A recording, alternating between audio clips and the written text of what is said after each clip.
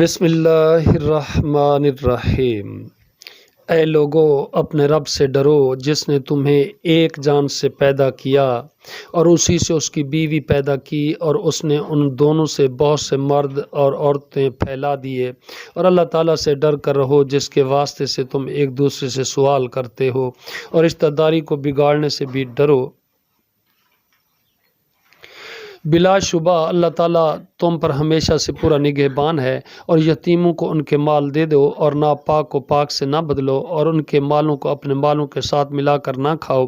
یقیناً وہ ہمیشہ سے بہت ہی برا گناہ ہے۔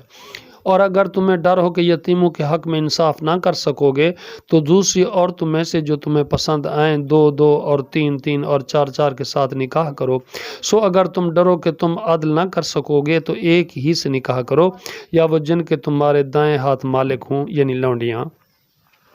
یہ زیادہ قریب ہے کہ تم انصاف سے نہ ہٹو، اور عورتوں کو ان کے مہر خوش دلی سے ادا کر دیا کرو۔ پھر اگر وہ اس میں سے کوئی چیز تمہارے لیے چھوڑنے پر دل سے خوش ہو جائیں تو تم اس کو کھاؤ، مزیدار خوشگوار ہے۔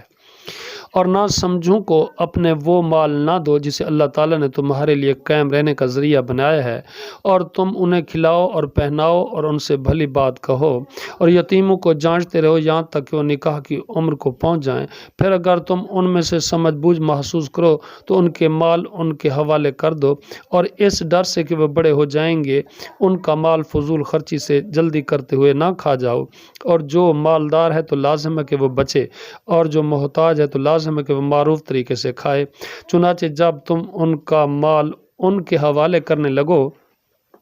تو ان پر گواہ بناؤ، اور اللہ تعالیٰ ہی حساب لینے والا کافی ہے۔ مردوں کے لیے ایک حصہ ہے جو والدین اور قریبی رشتہ دار ترکے میں چھوڑ جائیں، اور عورتوں کے لیے بھی اس میں سے ایک حصہ ہے جو والدین اور قریبی رشتہ دار ترکے میں چھوڑ جائیں،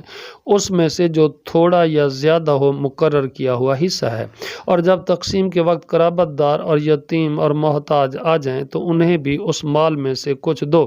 اور ان سے بھلی بات کرو۔ اور لازم ہے کہ ڈریں وہ لوگ جو اگر اپنے پیچھے کمزور اولاد چھوڑ جاتے اور ان کے بارے میں وہ ڈرتے، چنانچہ ان پر لازم ہے کہ وہ اللہ تعالیٰ سے ڈر جائیں اور سیدھی بات ہی کہیں۔ بلا شبہ وہ لوگ جو یتیموں کے مال ظلم سے کھاتے ہیں وہ اپنے پیٹوں میں آگ کے سوا کچھ نہیں کھاتے، اور جلد ہی وہ دہکتی آگ میں داخل ہوں گے۔